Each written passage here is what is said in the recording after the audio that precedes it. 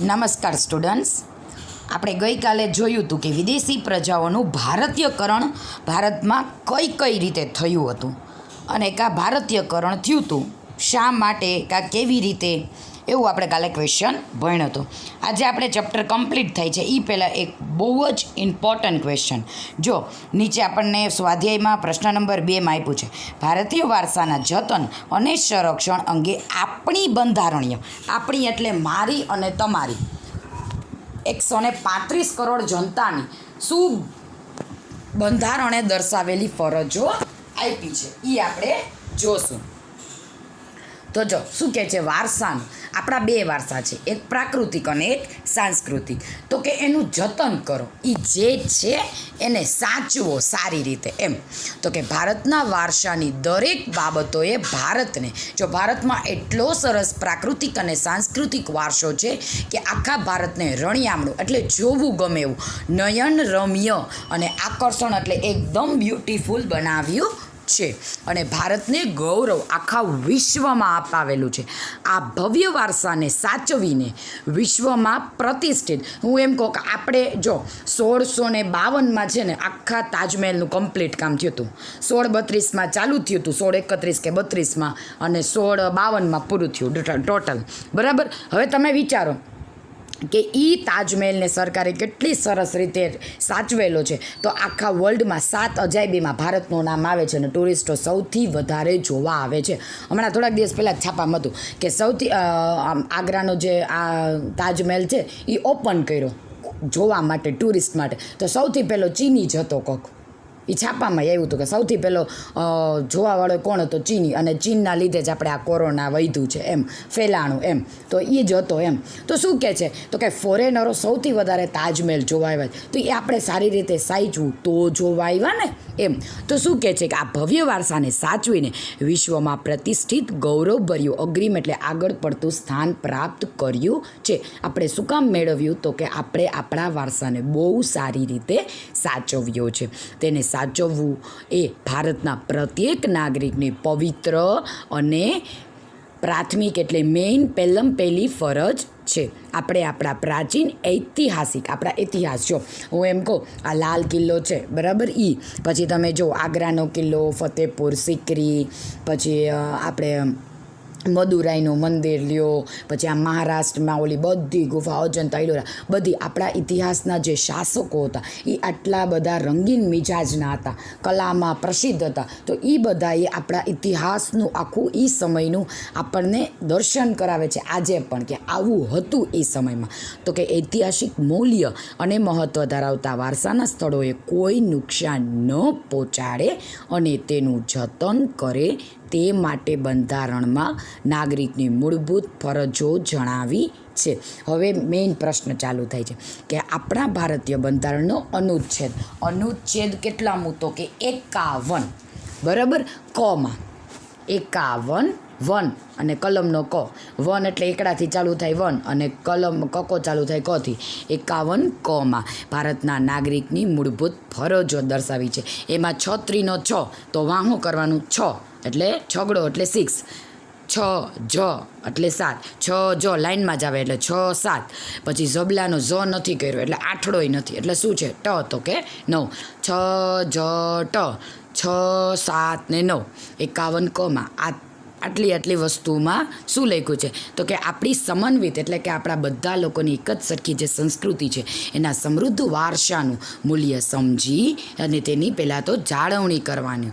બીજું, કુદરતી જેટલું છે જો બધું એ કુદરતી પર્યાવરણનું જતન કરવાની, તેને સુધારવાની. હવે જો કુદરતી શું થાય, તો જો જંગલ હોય ખરાબ હોય, આમ સુકાઈ ગયા હોય તો એને તોડીને નવા વાવો, તળાવો છે એ ઊંડા ન હોય તો ઊંડા કરો, નદીઓ ગંદી હોય તો એ ગંદુ પાણી હોય એને અલગ જગ્યાએ વહેવાડી દો, બરાબર. અને બીજી જગ્યાએ સરસ મજાની ચોખ્ખું પાણી આવી શકે, સચવાઈ શકે એવી નદીનું નિર્માણ કરો, નાના નાના તળાવો બનાવો, બરાબર. પશુ પક્ષી હોય તો મરેલા હોય એને દૂર કરી નાખો અને સારા પ્રાણી હોય એના માટે માળો ને પાણીનું ખોરાકની બધી વ્યવસ્થા કરો એમ. તો કે જે છે એનું જતન કરો, સુધારણા કરો અને બધા જ જીવો પ્રત્યે અનુકંપા એટલે દયા રાખવાની ફરજ કરો. જાહેર મિલકતો, જો આપણે જાહેર મિલકતો નદી, તળાવ, ઝરણા, પછી આપણે ઓલા પબ્લિક બધા પેલા પબ્લિક બગીચો, બાગ ને એ બધું હોય તો મિલકતનું રક્ષણ કરવાનું. અને હિંસા, કોઈ પણ વ્યક્તિ ઉપર હાથ ન ઉપાડો, હથિયાર ન ઉપાડો, હિંસાનો ત્યાગ કરવાની ફરજ. 3 જ ફરજ છે. પેલું સાંસ્કૃતિક વારસો, બીજું પ્રાકૃતિક ને ત્રીજું જાહેરનું છે. આમ પ્રકૃતિએ જે રમ્ય ભૂમિ દ્રશ્યો ભારતની ભૂમિ ઉપર સર્જેલા છે, પ્રકૃતિ દ્વારા જ આ બધું નિર્માણ થયું છે. તેની સુંદરતા, પવિત્રતા અને શુદ્ધતાને આપણે સૌ સાથે મળી એક નૈતિક ફરજ સમજીને જાળવીએ. આપણે પણ ન કરીએ ખરાબ અને બીજાને પણ ન કરવા દઈએ. વારસાનું ઘડતર અને ક્રમિક વિકાસ, એટલે આપ ધીમે ધીમે ધીમે ધીમે વિકાસ થયા જ રાખે. વિકાસ ભારતને મળેલ વિશિષ્ટ પ્રાકૃતિક રચના ઉપર જ આધારિત છે. પ્રાકૃતિક દ્વારા ભારતને અઢળક સમૃદ્ધ પ્રાપ્ત થઈ છે. આ પ્રાકૃતિક વિશેષતાઓએ ભારતને દરેક ક્ષેત્રમાં વિકાસ માટેની અનમોલ તક આપી છે. ભારતનો વારસો સદીઓથી ભારતના લોકો દ્વારા આર્થિક, રાજકીય, સામાજિક, સાંસ્કૃતિક ક્ષેત્રે શું કર્યું છે તો કે વિકાસનું પરિણામ છે. હોમવર્કમાં વારસાનું જતન અને સંરક્ષણ કરવાનું રહેશે. ચાલો, આજે શીખડાવું છું ભારતની કૃષિ પેદાશો. આપણને એવું લાગે કે મેડમ આવું 4 માર્કમાં પૂછાય બેટા, કાંઈ નક્કી જ ન હોય બોર્ડમાં પૂછવાનું. તો જો આ પૂછાય ને તો શું કરવાનું? પહેલાં તો ભારતમાં કૃષિ પેદાશો શું છે તો કે ભારતમાં ઋતુઓના સંદર્ભમાં કૃષિ પાક છે કૃષિના, એને 3 ભાગમાં હોય છે. એટલે નાનકડું કેવું ચાર્ટ કરવાનું. ખરીફ એની નીચે લખવાનું ચોમાસું પાક, રવિ એની નીચે લખવાનું શિયાળુ પાક, અને જાયદ એટલે ઉનાળુ પાક. બરાબર. અને પછી શું કરવાનું તો કે આપણે આવી રીતે નહીં લખવાનું, કેમ કે આપણું પેજ એટલું બધું મોટું ન હોય. એના કરતાં શું કરવાનું, પછી મસ્તીનું નીચે છે ખરીફ એટલે કે ચોમાસું પાક કરી અને ડોટ આવી રીતે લખવાનું. ખરીફ ખરી જાય ક્યારે તો કે ચોમાસા પહેલાં જ ખરી જાય ને, એટલે ચોમાસું એટલે ખરીફ. ચોમાસામાં લેવામાં આવતા પાકને ખરીફ. આપણને ખબર છે રવિભાઈ ક્યારે આવે તો કે શિયાળામાં, અને જાયદ ઉનાળુ. બરાબર. તો કે ઉનાળામાં લેવાતા પાકને કહેવાય જાયદ પાક. એટલે આપણે છે ને બેટા શું કરવાનું, મસ્તીનો નાનકડો પહેલાં ચાર્ટ કરવાનો. એટલે જો સૌથી પહેલાં તો કૃષિ પેદાશ, પછી પહેલી લાઈન લખવાની કે ઋતુઓના સંદર્ભમાં કૃષિ પાક, એક લાઈન થઈ ગઈ. પછી સરસ મજાનો ચાર્ટ કરવાનો. એટલે ચાર્ટને એ એક લાઈન લખી એટલે અડધું પેજ વયું ગયું. પછી 1-2 લીટી છોડી અને હેડિંગ આપવાનું ખરીફ પાક. પછી પહેલો પોઈન્ટ, પછી બીજો પોઈન્ટ, 2 પોઈન્ટ લખો ને એટલે એક આખું પેજ પૂરું થઈ જાય. પછી પાછળ લખો. બરાબર. પછી એક 2 પોઈન્ટ પાછળ લખો અને રવિ પાક લખો, અને સામેની બાજુ ચોમાસું પાક, ઉનાળુ પાક. એટલે આપણું ક્વેશ્ચન છે એ મિનિમમ છે ને 2.5 કે 2.5 પેજમાં 4 માર્કનો ક્વેશ્ચન સરસ લાગે. બરાબર ને, જોવાવાળાને ગમે. અને અંડરલાઈન ક્યાં કરવાની એ હું હમણાં શીખડાવું છું. ચાલો, ચોમાસા નીચે, ઉનાળુ નીચે, શિયાળુ નીચે અંડરલાઈન કરો. બીજું, પાકનો સમય. જેવો આપણું સ્કૂલ ચાલુ થાય ને એટલે જૂન, જુલાઈ, ઓગસ્ટ, સપ્ટેમ્બર, ઓક્ટોબર ને નવેમ્બર. જૂન, જુલાઈ, ઓગસ્ટ, સપ્ટેમ્બર, ઓક્ટોબર, નવેમ્બર. 6 મહિનાનો ગાળો લીધો.